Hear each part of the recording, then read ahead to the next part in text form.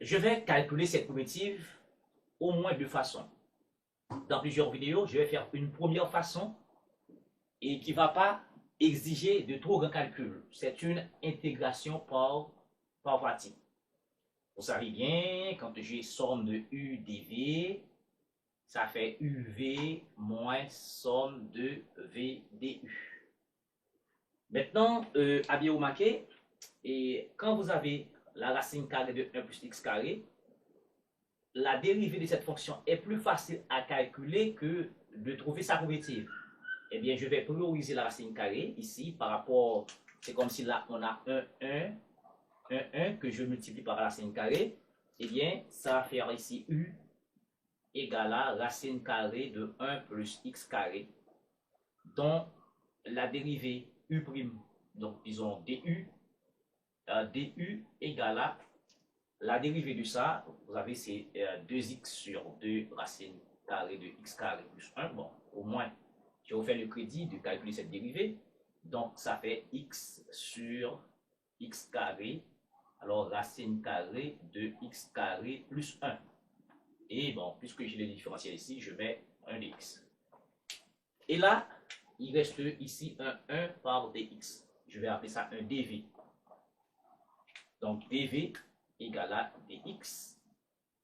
Donc, nous avons un 1 ici. Et bien, la fonction qu'il faut dériver pour trouver 1, c'est x. Donc, ici, v égale à x.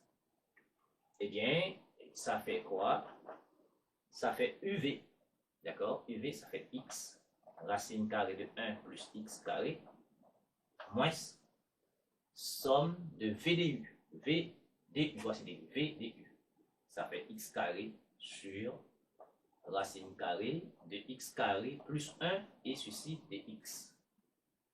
Arrivé ici, il faut faire un jeu, une astuce parce que ici, j'ai x carré plus 1, x carré plus 1. Ici, on ne peut pas faire u plus u prime sur u parce qu'on ne peut pas faire, je dirais, apparaître la dérivée, ça, ce sera trop difficile. Donc, je vais faire un jeu pour faire apparaître un 1 ici. D'accord? Et bien, pour cela, je dis x racine carrée de 1 plus x carré moins, je dis, puisque je fais apparaître un 1 ici, ça va faire x carré plus 1 moins 1. Vous êtes d'accord? Ça ne va pas changer notre résultat. OK? Et puis, je vais décomposer ça.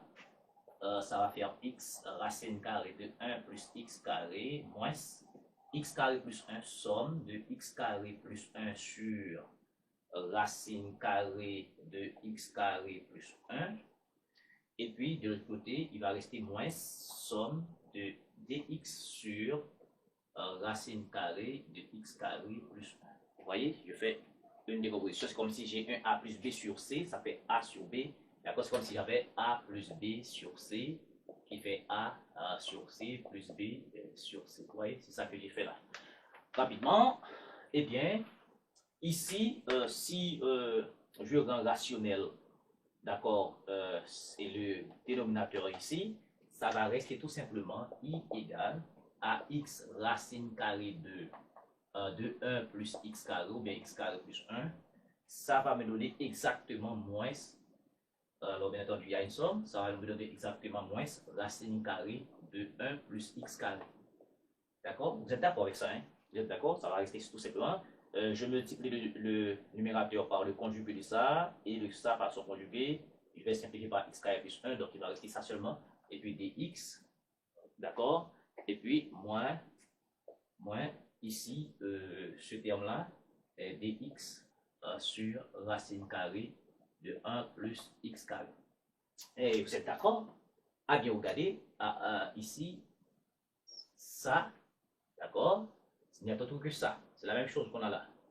Donc, en transposant cette chose ici, je vais appeler ça un i. Ici, c'est i qui est là. Avec un moins, je transpose, ça va faire 2i égale.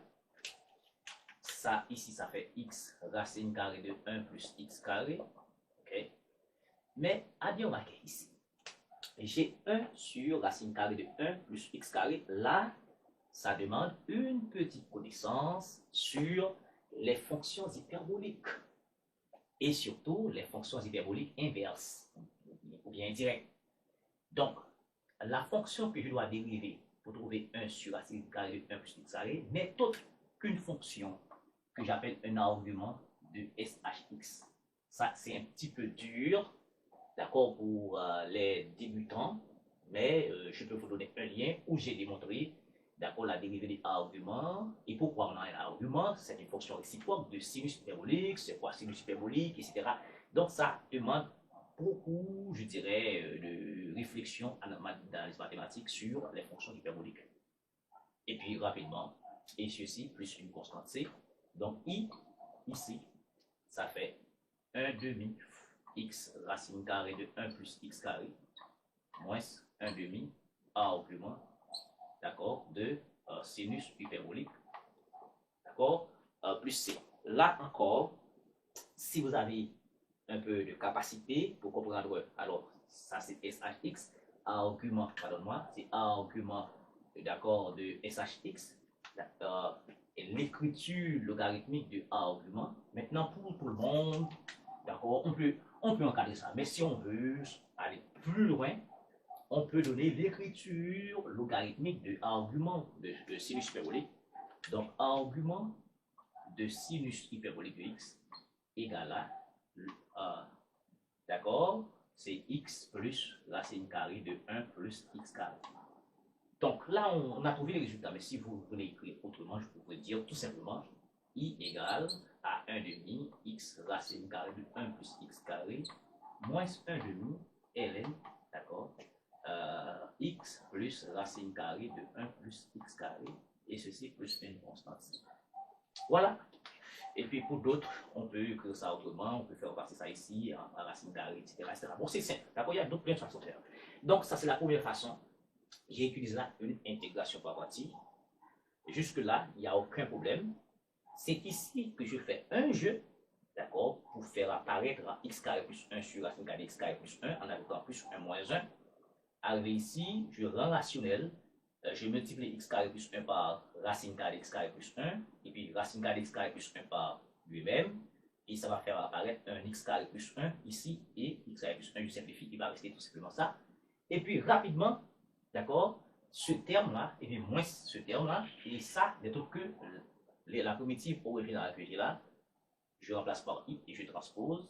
Et ici, simplement, le danger se trouve si vous n'avez aucune connaissance sur les fonctions hyperboliques, parce que inévitablement, ça va aboutir à des choses comme ça. Peu importe. Donc, c'est la première façon. Je vais faire une deuxième façon. Mais la deuxième façon, quand même, va exiger obligatoirement la connaissance des fonctions hyperboliques. Là, je passe de travers pour arriver à ça, mais tout à l'heure, dans la deuxième vidéo, je vais entrer en profondeur, d'accord, dans l'étude des fonctions hyperboliques pour trouver le même résultat. Merci beaucoup de suivre.